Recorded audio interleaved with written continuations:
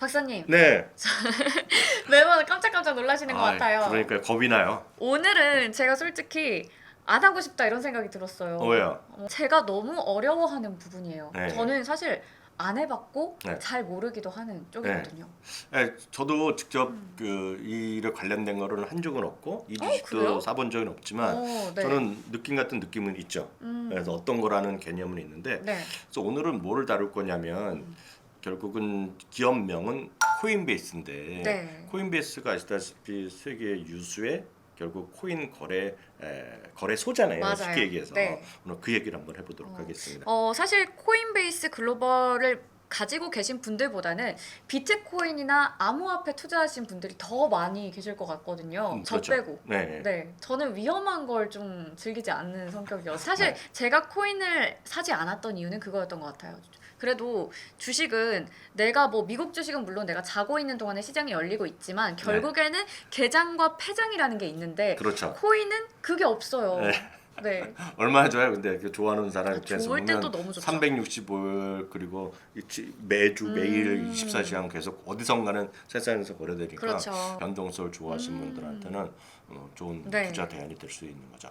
어찌되었건 이번에도 주식을 코인베이스를 왜 여러분들이 주식 투자했는지를 또 한번 설문조사 해봤거든요. 네. 이거 한번 설명해 주실래요? 네, 지금은 힘들지만 머지않아 진가를 발휘할 그날이 올 것이다. 네. 확신이 있어서 계속 투자를 했다라는 분들께서 네. 48% 과반수 정도를 차지를 하셨습니다. 은근히 많죠. 네, 미래에 대한 확신을 갖고 계신 분들이 그럼요. 일단은 절반 정도는 항상 차지를 하시는 맞아요. 것 같아요. 네. 그리고 잘 알지는 못하지만 캐시우드를 비롯해서 많은 유명한 투자자들이 코인베이스에 투자를 했다. 이런 또 소식을 듣고 네네. 얼떨결에 12%를 얼떨결에. 차지하셨네요. 네. 네. 그리고 또 역시 이것도 있어요. 유튜버, 뭐 네. 카페, 종목 토론방에서 하도 얘기를 또 많이 했는데 네. 이제 듣기는 많이 들으시다가 기회를 좀 노리고 계셨겠죠. 그러다가 많이 떨어졌을 때 이제 반등을 노리고 네. 들어가셨다는 분들이 7%. 네.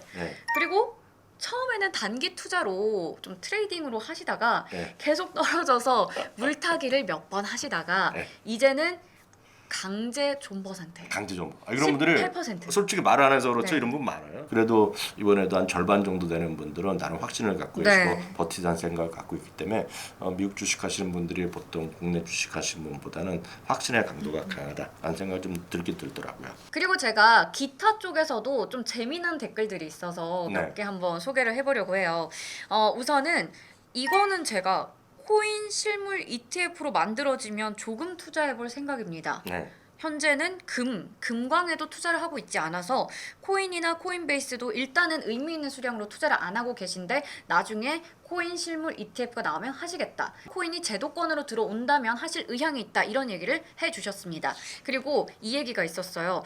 아무래도 코인베이스는 좀 뭔가 투자보다는 투기적인 요소가 강해서 네네. 수익성이나 영속성 같이 좀 안정적인 거랑 거리가 멀다. 그래서 나는 반대를 하고 있고 일단은 블랙록을 매수할 계획이다 네. 라는 말씀을 해주셨어요. 예, 그렇죠. 뭐 그럴 수도 네. 있죠. 왜냐하면 또 블랙락이면 코인베이스랑 같이 비즈니스를 하기로 했기 네. 때문에 뭐 그런 것도 좀 얘기하시면. 더 대안주의자 좀 더 안정적인 그렇죠. 성격에서 얘기를 주신 것 같고요. 네. 그리고 이 부분이 좀 굉장히 뭔가 추상적이면서도 마음에 와닿았어요. 코인은 예술품처럼 누군가에게는 엄청난 가치로 느껴지지만 네. 누군가에게는 아무 쓸모없는 컴퓨터 파일 정도로 느껴지는 것 같습니다. 네. 피카소의 그림도 누군가에게는 이해할 수 없는 낙서로 느껴지듯이 저도 아직은 그 가치를 몰라서 투자를 하지 않고 있습니다. 이렇게 얘기를 주셨어요. 그러니까 이분들이 다 맞는 말씀이에요. 그리고 이해하신 분은 하시는 거고 공감까지 해야 되잖아요. 공감이 잘 안 되고 좀 머리 아프고 이러면 비트코인도 머리 아픈데 네. 뭐 이들은 말할 것도 없고 하여튼 코인이라는 시장에 대해서 이해를 못하면 이걸 거래를 통해서 먹고 사는 코인베이스 더 어려워요. 더 어려울 수 없기 맞아요. 때문에 늘 말씀드리지만 주식 투자할 수 있는 것들은 워낙 많이 있잖아요. 네. 그렇기 때문에 잘 본인이 원하시고 확신 있는 것들 그런 쪽에 가시는 게 맞고요. 많은 분들이 뭐 정상적으로 다 제가 네. 봤을 때는 제대로 된 말씀을 해주시는 것 같아요. 거의 대부분이. 굉장히 근데 코인베이스 글로벌에 대해서 설문을 해보니까 여러 생각을 갖고 계신 분들이 많다는 걸 또 느낄 수가 있었습니다. 저희가. 그리고 박사님께서 굉장히 재밌는 흥미로운 기사를 또 공유를 해주셔서 네. 제가 또 읽어봤거든요. 네. 일단은 요약을 하자면 젊은 세대는 확실히 코인베이스 네. 혹은 코인 시장 자체에 대한 관심이 크다는 걸 알 수 있었습니다. 맞아요. 그래서 이거에 관련된 얘기를 저도 흥미로워서 봤더니 코인베이스의 미래를 알려 그러면 코인에 대한 사람들의 심리를 알아야 될 것 같아요. 심리? 그래서, 그래서 오늘 이 기사를 저도 찾아봤는데요. 젊은 세대일수록이요. 코인 투자를 전체 투자에서 활용하는 비중이 압도적으로 높더라고요. 네. 베이비 부머 같은 경우, 그러니까 60대 이상 되는 분들은요. 전체 6%만 코인에 투자하고 있습니다. 전체 포트 중에서요? 전체에서 전체 모든 사람들 중에서 베이비 부머 네. 전체 중에서. 네, 왜냐하면 네. 베이비 부머 미국의 베이비 부머는 워낙 자산 투자를 주식을 네. 많이 하는 부층인데도 6%밖에 투자를 안 하고 있고요. 그 아래 세대가 이제 밀레니얼과 Z 세대, 물론 X 세대가 끼고 있고요. 밀레니얼 세대인데 밀레니얼 세대는 38%, 10명 중에 4명이 코인에 직접 네. 투자하고 있고 Z 세대는 아까 약간 18세부터 24세 때 나이가 젊어서 아직은 어려서 그런지 23%인데 주식 투자자 중에서 보면 전체 투자자에 보면 그 밀레니얼도 한 60% 가까이 그리고 Z 세대도 한 40% 가까이가 네. 투자자의 사이에 보면 이미 비트코인이나 코인을 하고 있다라고 보셔야 되겠고요. 향후 10년에 보면 기대 승리라고 그러잖아요. 네. 약간 어렵지만 너 투자하면 돈 얼마만큼 벌 거냐에 보면 압도적으로 주식보다 코인을 더 벌 수 있을 것 같다라고 대답하는 사람이 압도적으로 많아요. 이게 확실히 맞는 것 같은 게 사실 저는 최근에 은행에 가서 저 네. 아직도 적금을 들거든요.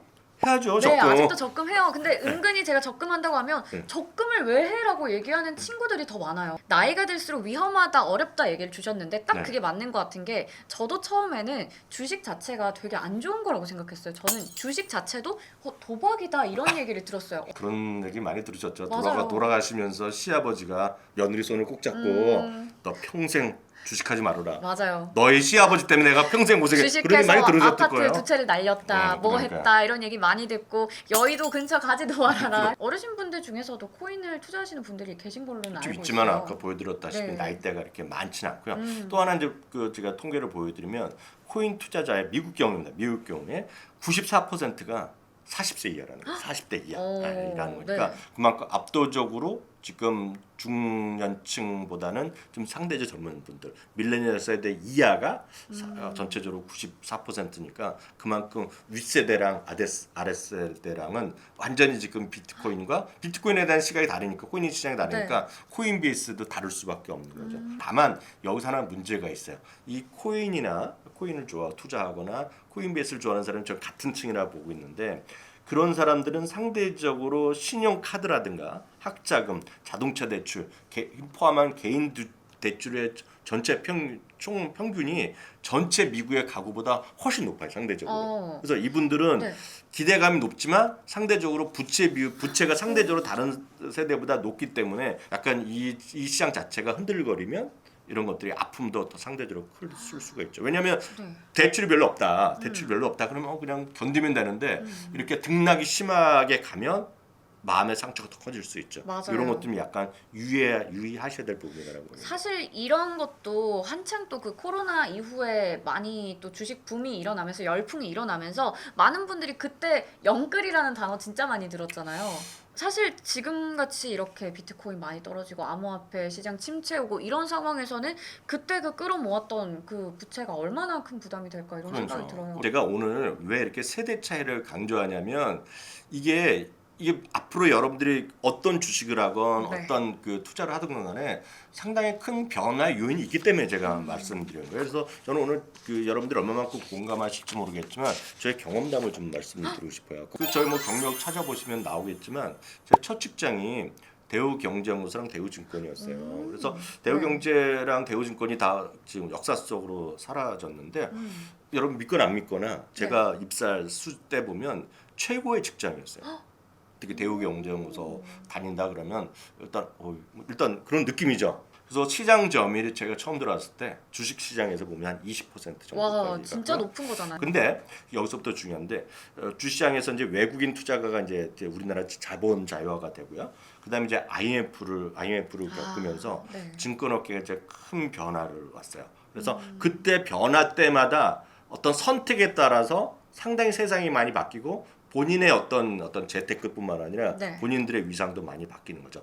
그때 제 업계에 있을 때 대우증권에서 그런 게 있어요. 대우증권에 다니면 대리 가면 대리 시험 같은 게 있었어요. 대리 자격 시험. 그러면 거기에 이 대리 자격 시험에서 1, 2등 했다 그러면 진짜 회사에서 최고 엘리트로 그 와, 좋은 자리를 가는 건데 네. 제가 아직도 기억납니다. 1등 했던 친구가 미래셋으로 갔어요. 그때 회사가 발칵 뒤집어졌습니다. 한 10년 지나고 나니까 네. 대우증권은 사라지고 아예 미래셋을 인수하게 되는 거죠. 그래서 크게 변화하는 모멘텀이 있다는 것이고요. 네. 그래서 코인베이스도 어떻게 될지 모른다는 얘기를 제가 하고 싶은 건데 네. 키움닷컴이 등장했습니다. 지금이야 키움증권이지만 그때 제 주위에서 진짜 많이들 갔어요. 그때 사실 저도 말렸고요. 수많은 사람들이 했던 얘기 있어요. 윗사람 뭐 위에 사람이 뭐 너희 직원에 나가는데 그걸 말려야지 걔를 위해서 말려야지 어떻게 그런 데를 보내냐 그랬어요. 네. 왜냐하면 증권이기 때문에 금융이잖아요. 네. 그걸 어떻게 온라인으로 돈을 주고받고 지점도 없는 곳에 가서 어떻게 못 믿을 회사에 돈을 그렇죠. 해서 거래를 하냐 그랬던 거에 바로 키움증권이었어요. 그렇지만 결국 지금 상장 출범만 나서 6년인가 7년 정도 기억하는데 네. 이게 업계 1위가 됐습니다. 그렇죠. 지금은 완전 업계 1위입니다. 완전 업계 1위. 더욱더 중요한 거는 그 당시에 처음에 들어가니까 우리 사주 이런 거 다 5천 원 이렇게 받았을 거 아닙니까? 지금 그 당시 처음에요. 주가가 2004년인가 언제 제가 상장한 걸로 기억나는데요. 그게 그 상장한 이후에 주가가 몇 배까지 갔냐면 30배가 갔습니다. 와. 그러면 키움증권이 온라인 증권사였고 그 당시에 참 많은 사람들이 이직하는 거를 말릴 정도였는데 그러한 과정에서도 압도적인 1위가 될 때까지 얼마나 걸렸나요, 시간이?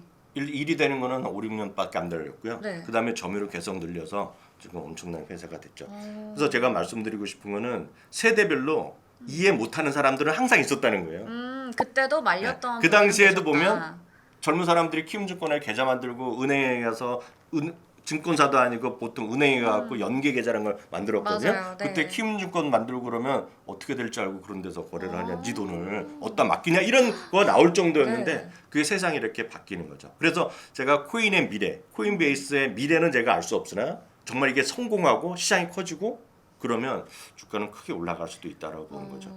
네. 다만 이 부분에 어느 정도 실현 가능성이 있을지에 대해서는 뭐 정확히 우리가 예측할 수는 없지만 네. 제가 봤을 때는 그렇게만 성공한다 그러면 크게 갈 수도 있죠. 다만 코인과 그런 코인과 지금 키움증권의 약간 차이도 분명히 있어요. 맞아요. 키움증권은 온라인이라는 게 첫 번째 생겼고 상당 기간 대한민국을 지배했고 몇 개 한두 개 생겼지만 재미가 없었죠 지금. 충분히 누를 수 있는 네. 그런 힘이 있었던 거고. 근데 코인은 네. 거래소도 많고 우리나라에도 맞아요. 많지만 해외도 많고 취급 상품의 안정성이 아직까지 그렇죠. 떨어지는 이 거죠. 코인 자체에 대한 그렇죠. 네, 문제가 있죠. 주식 네. 시장은 상당히 이제 법 테두리 안에 완전히 들어와 있는 거고 그렇기 때문에 상당히 안정성이 있지만 코인이란 것들은 상장이나 이런 것들이 우리나라도 이슈가 되는 것이 그냥 들어갔다 나갔다 막 마음대로 하잖아요. 그래서 아직은 떨어진다는 치명적인 단점이 있는 것이 바로 코인이고 코인베이스의 어떤 미래라가 아니냐 보고 있죠. 특히 이제 마켓쉐어가 보면 이 회사가 조금 좀 떨어지고 있더라고요. 네. 1월 달에 제가 또 블룸버그 기사를 한번 찾아보니까 최근 건데요.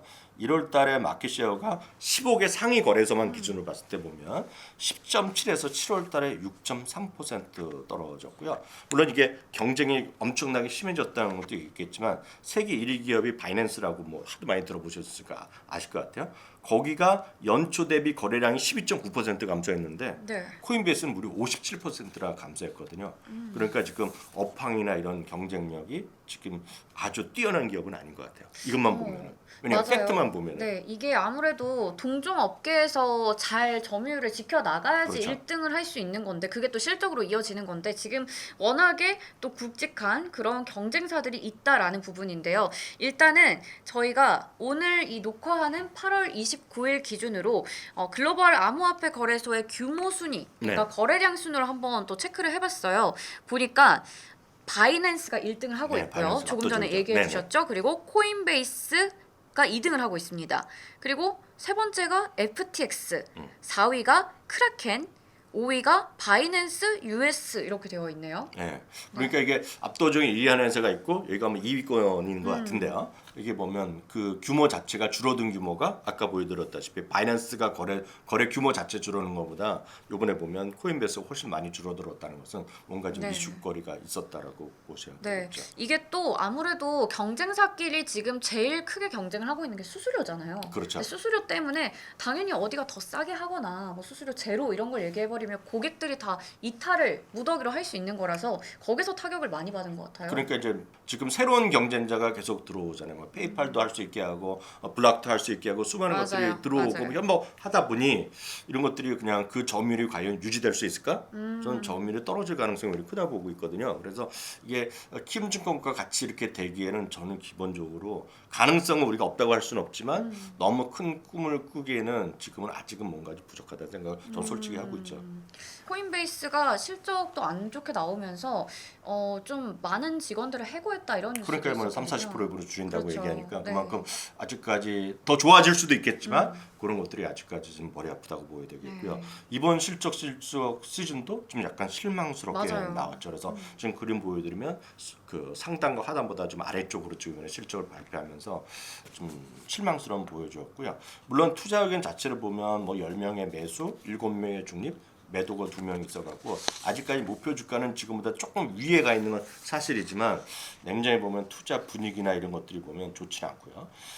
이번 실적 발표 이후에도 투자 의견의 변동보다는 목표 주가가 올린 것도 있지만 내린 것도 제법 있어갖고 이들도 저랑 거의 비슷한 생각하는 것 같아요. 진짜 젊고 장기적으로 봐서 일정 수준 발 담그는 정도까지는 저도 해볼만하다고 보고 있어요. 네. 비트코인도 마찬가지 해볼만하다고 생각을 하고 있지만 이 점유율이 이렇게 유지되지 않으면 그리고 매출에 대한 장기적인 성장성도 약간 애매한 와중에서 점유율이 유지되지 않거나 오히려 내려가거나 이러면 약간 머리 아플 수 있죠. 그래서 약간은 좀 보수적인 입장을 좀 보고 있죠. 그보다는 코인 시장은 무섭지만 가상화폐라든가 블록체인이라든가 금융시장의 변화에 대한 동참하신다 그러면 그럼 핀테크 관련된 ETF 그게 바로 ARK에서는 ARKF라는 거가 딱 그거거든요. ARK 핀테크 이노베이션 ETF인데 이런 것들을 한번 해보시는 것도 괜찮고요. 그래서 그런 핀테크 관련된 거 모아놓은 거 그리고 정말 또 안정적인 거래 수수료 이것 때문에 하는 거거든요. 지금 네. 사고 팔 때마다 돈 버는 거잖아요. 그렇죠. 수수료가 있죠. 그래서 거래하는 증권사나 그런 거래 미국은 거래소 자체가 상장된 게 네. 많이 있거든요. 그러니까 뉴욕 거래소, 뭐 시카고 상품 다 상장돼 있어요. 제가 네. 따지면 나스닥도 마찬가지 그렇죠. 상장돼 있기 때문에 그런 것들을 모아놓은 거가 IAI라는 ETF가 있어요. 주요 증권사랑 거래소를 모아놓은 겁니다. 그래서 그게 IAI라는 게 있기 때문에 오히려 그런 쪽은 또 안정적인 수익. 그래서 코인베이스를 노린 이유가 거래소 수입 때문에 하셨다 그러면 그보다는 IAI 같은 것이 좀 안전할 것 같고요. 핀테크 자체에 관심 있다 그러면 ARKF 같은 것도 괜찮을 것 같아서. 아크F라고 합니다. 핀테크 혁신 ETF 소개해 주셨고요. 또 이 수수료를 보고 안정적인 수입에 지금 관심을 갖고 계시다면 거꾸로 해도 똑바로 해도 IAI 맞아요. 똑같아요. IAI를 기억해 주시면 될 것 같습니다. 이 IAI에는 어떤 종목들이 많이 들어 있어요? 여기는 말씀드렸다시피 뭐 JP 모건 스탠리 같은 증권사도 들어가 있고요. 나스닥 자체가 들어가 있고요. 뉴욕 증권 거래소를 포함한 전 세계 거래소를 갖고 있는 회사가 있어요. 그 회사도 들어가고 인터컨티넨탈 익스체인지라는 네. 회사가 있어요. 그것도 갖고 있고 시카고 상품 맨날 나오는 CME 그것도 갖고 있고. 오. 그래서 이거는 아주 어렵게 생각하실 게 없고 거래소다. 아, 대한민국 거래소가 상장돼 있으면 안 사겠어요? 사죠. 전 대한민국 최고의 주식이라고 보고 있어요. 이거 좋은 겁니다. 오늘의 처방전 저희 또 내려봐야겠죠. 코인베이스로 시작해서 뭐 여러 가지 또 역사가 나오고 결국 대안주까지 제시를 해주셨는데 대안주가 나왔다는 거는 네. 뭐 답이 정해져 있는 것 같아요. 네, 저는 코인베이스는 좀 죄송하지만 저는 뭐 살 마음이 없네요. 네. 살 마음이 없다. 하지만 그냥 안 좋다 이런 얘기가 아니라 아니죠. 일단은 이게 될 수는 있다고 보고 있어요. 그렇죠. 그리고 특히 매매하는 입장에서 보면 아주 탄력적이죠. 왜냐하면 보세요. 비트코인이 또 요즘 2만 달러 언저리지만 어느 순간적으로 3만 달러, 4만 달러 맞아요, 가거든요. 맞아요. 그럼 이것도 20% 30% 올라가는 건 일도 그렇죠. 아니죠. 그래서 트레이딩은 가능하지만 진짜 장기 투자하시는 분들은 저는 그거는 말리고 싶어요. 오히려 단기적으로 하신 분은 that's okay. 네, 이렇게 얘기를 해보니까 코인도 좀 저는 뭐 어렵다만 했는데 약간은 머릿속에 그림이 좀 그려지는 것 같고요. 그러니까요. 그래서 다음은 뭐 하죠? 저는 사실 빅테크 쪽도 한 번은 해야 될 것 같아요. 빅테크요? 네. 그럼 이런 비슷한 거 한번 가볼까요? 빅테크요. 왜냐면 네. 저희 보고 계신 시청자분들께서 네. 일단은 기본적으로 마이크로소프트, 알파벳, 뭐 아마존 등등은 하나쯤은 가지고 계실 것 같아요. 이해 안 되는 거 한번 해볼까요? 어떤 거요? 잘 이해 안 되는 기업. 빅테크 중에 잘 이해가 안 되는 사업. 메타. 메타 플랫폼. 네, 맞아요. 페이스북. 네, 맞아요. 인스타 하죠? 인스타는 하죠. 페이스북 안 하고. 네. 안 하는데 또 이유가 있지 않을까 싶습니다. 그러니까요. 네, 그러면 다음 시간에는 메타 한번 해보겠습니다. 그리고 저희 방송을 많은 분들께서 요즘에 봐주시고 사랑해 주시더라고요. 저희는 매주 월요일과 목요일 오후 6시 월가워즈 유튜브 채널에서 만나보실 수 있으니까요. 6시에 딱 뜨자마자 바로 일단 좋아요랑 댓글 쓰시고 바로 시청해 주시면 될 것 같습니다. 그러면 다음 시간에 메타와 함께 돌아오도록 할게요. 네, 다음 주에 뵙겠습니다. 감사합니다.